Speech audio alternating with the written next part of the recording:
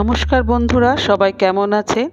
আমি আজকে আপনাদের খাজা তৈরি করে দেখাবো। খাজা খেতে আমরা প্রত্যেকেই ভালোবাসি এবং তার জন্য কিন্তু আমরা যাই পুরীতে। পুরীর খাজা আমরা সবাই ভালোবাসি, কিন্তু আমি আপনাদের দেখাবো কীভাবে বাড়িতেই সহজে আপনি করে নিতে পারবেন। তার জন্য আমি নিয়েছি হচ্ছে ময়দা এবং তার মধ্যে 1 চিমটে আমি খাবার সোডা অ্যাড করলাম। এবার তেল দিয়ে এটাকে ময়ম দিয়ে নিতে হবে।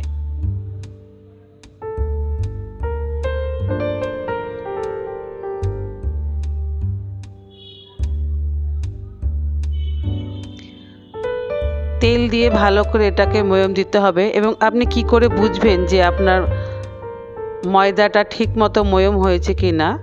তার জন্য আপনি যখন হাতে মুঠো করে দেখবেন যে আপনি ময়দাটাকে বাইন্ড করতে পারছেন, তার মানে কিন্তু আপনার ময়ম হয়ে গেছে। এবার আমি এর মধ্যে অল্প অল্প জল দিয়ে একটা ডো তৈরি করব।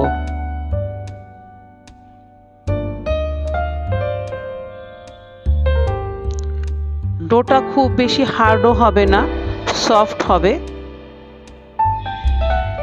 সেইভাবে একটা ডো তৈরি করে নেবেন।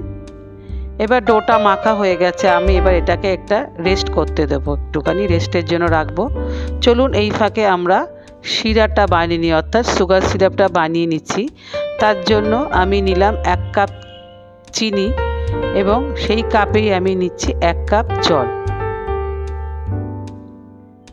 চিনি আর জলটা ভালো করে মিশিয়ে এটাকে আমি ফুটতে দেব যতক্ষণ না এটা একটু ঘন হয়ে আসছে। এই পর্যায়ে আমি একটুখানি এলাচের গুঁড়ো মিশিয়ে দিলাম, তাতে ফ্লেভারটা ভালো আসবে সামান্য, এবং একটু লেবু চিপে রস দেব যাতে শিরাটা বেশি ক্রিস্টাল না হয়ে যায়।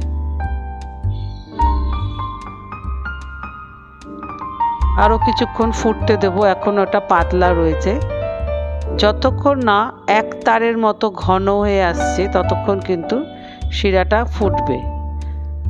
দেখুন আমি এটা চেক করে নিচ্ছি আমাদের সুগার সিরাপটা হয়ে গেছে কিনা।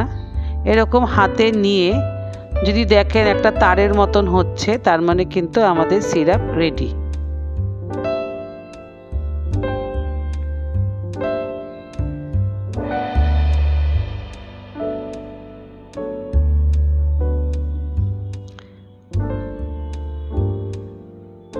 হয়ে গেছে, দেখতে পাচ্ছেন চ্যাট চ্যাট করছে শিরাটা, তার মানে হয়ে গেছে।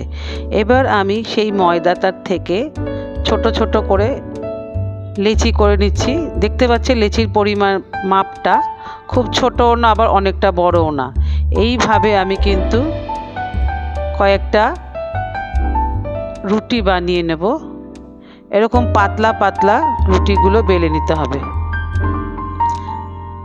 আমি এইভাবে 5খানা মতন রুটি করে নিয়েছি।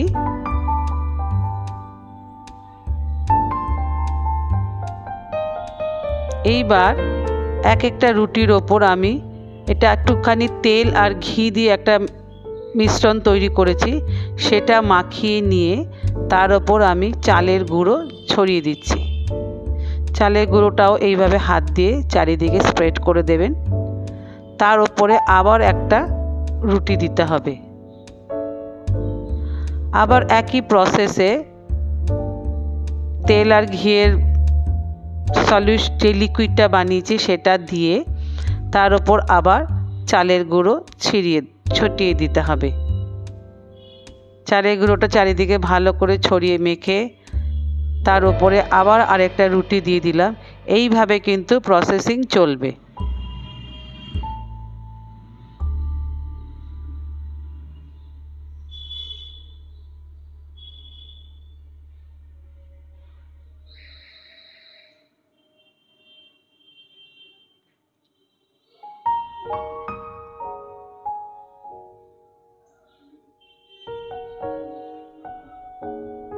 আমি এবার 4 নম্বর রুটিটা দিয়ে দিলাম, দিয়ে আবারও এর মধ্যে ঘি আর তেলের সলিউশনটা আর ভালো করে চারিদিকে মাখিয়ে তার উপর চালের গুঁড়ো ময়দাটাও ভালো করে হাত দিয়ে মাখিয়ে নেব, দিয়ে 5 নম্বর রুটিটাকে এর ওপর দেব। এইভাবে আমি এখানে 5টা রুটি দিয়ে লেয়ার বানিয়েছি। যত বেশি লেয়ার করা হবে তত কিন্তু খাজাটা দেখতে ভালো হবে, ক্রিস্পি হবে।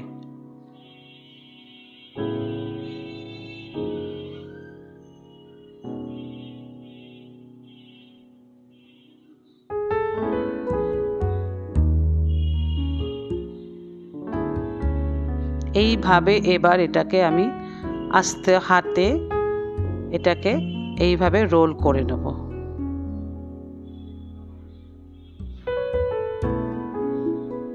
চেপে চেপে ভালো করে এটাকে রোল করে নেব। নিয়ে এবার একটা ছুরি দিয়ে এটাকে আমরা পিস পিস করে কেটে নেব। দেখুন কিভাবে কাটছি।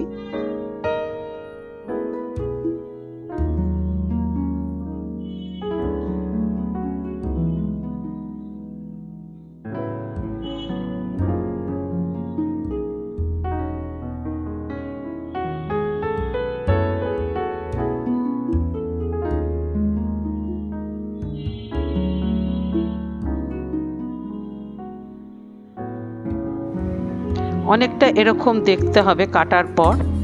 এইবার এই এক একটা পিসকে নিয়ে আমাদের আলতো হাতে বেলে নিতে হবে।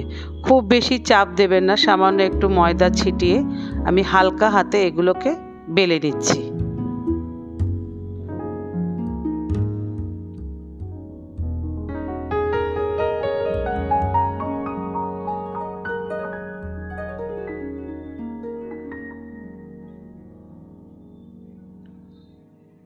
আমি প্রত্যেকটা খাজাকে এবার বেলে নিলাম। কড়াইতে তেল গরম করতে দিয়েছি। কড়াইয়ের তেল যখন খুব ভালো মতন গরম হয়ে যাবে তখন খাজাগুলোকে একটা একটা করে ছেড়ে দেবেন। একবারে বেশি দেবেন না, দুটোর বেশি কখনোই দেওয়া যাবে না, কারণ এইভাবে সাইডে কিন্তু তেলগুলোকে করতে হবে। মানে খুন্তিটা দিয়ে আপনাকে এরকম করে তেলগুলো করতে হবে, কারণ যাতে ভেতরে যে লেয়ারগুলো রয়েছে সেটার মধ্যে যাতে তেল ঢুকে যায়, তাহলে কিন্তু এই লেয়ারগুলো সাইডে খুলে যাবে এবং জিনিসটা ফুলে উঠবে, মচমচে হবে। এইভাবে চেপে চেপে এবং সাইডে এইভাবে তেল দিয়ে দিয়ে কড়াই খুন্তিটা দিয়ে এইভাবে তেলটাকে ভেতরে ঢুকিয়ে দিতে হবে। দিয়ে মিডিয়াম টু লোতে, খুব বেশি হাইতে দেবেন না, দিয়ে এটাকে মিডিয়াম ফ্লেমেই কিন্তু এটাকে আস্তে আস্তে ভাজবেন ব্রাউন করে। আমাদের শিরাটা কিন্তু হালকা গরম আছে। এই অবস্থায় গজাটাকে প্রথমে একদম কড়াই থেকে তুলেই কিন্তু শিরার মধ্যে দেবেন না, একটু হালকা হাত ছোঁয়া ঠান্ডা হয়ে গেলে তারপর এটাকে শিরার মধ্যে ফেলতে হবে। আমার ভাজা হয়ে গেছে, আমি এবার খাজাগুলোকে শিরার মধ্যে দিয়ে দিচ্ছি। সুগার সিরাপের মধ্যে এপিট ওপিট করে ওটা ভালো করে যাতে মিশিয়ে দিচ্ছি, যাতে সিরাপটা ভেতরে ঢুকে যায়। এইভাবে মোটামুটি আধ ঘন্টা মতন রেখে দিলেই হবে। তারপর একটা একটা করে আমি সেই সিরাপ থেকে তুলে নিচ্ছি।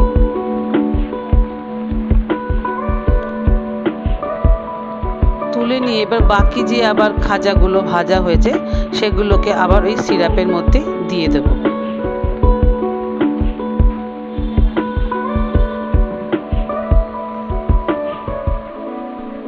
আমাদের একদম মুচমুচে কিন্তু খাজা তৈরি।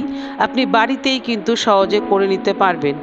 আমার ভিডিওটা কেমন লাগলো আপনারা কমেন্ট করে জানান। ভালো লাগলে লাইক করুন, শেয়ার করুন এবং সাবস্ক্রাইব করুন। ধন্যবাদ।